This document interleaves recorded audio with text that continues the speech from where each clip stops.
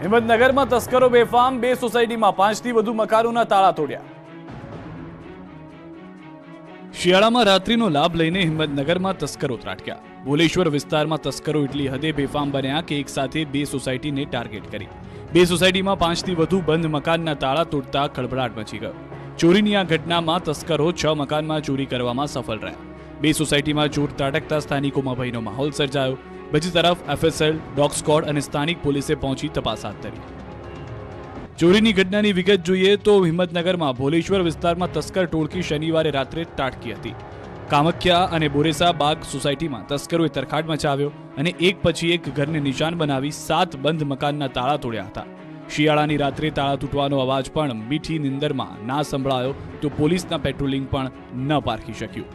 કામાખ્યા સોસાયટીમાં એક પછી એક એમ 5 બંધ મકાનના તાળા તસ્કરોએ તોડ્યા હતા અને સોના ચાંદીના દાગીના અને રોકડની ચોરી કરી પલાયન થઈ ગયા।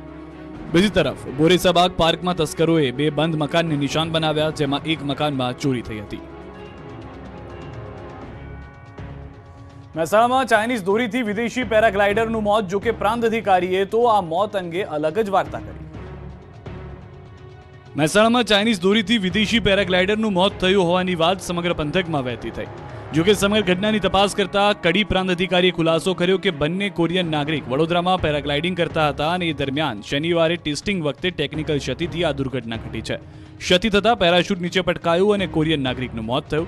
સાથે જ તેમણે કહ્યું કે કોમર્શિયલ ઉપયોગ માટે પેરાશૂટ ઉડાડવા પરવાનાની જરૂર હોય છે, જ્યારે આ પ્રકારે પેરાશૂટ ઉડાડવા કોઈ પરવાનાની જરૂર હોતી નથી, જેના કારણે પેરાગ્લાઇડિંગ દરમિયાન નીચે પટકાતા મોત થયું છે, ન કે કોઈ ચાઇનીઝ દોરી કે અન્ય કારણોસર।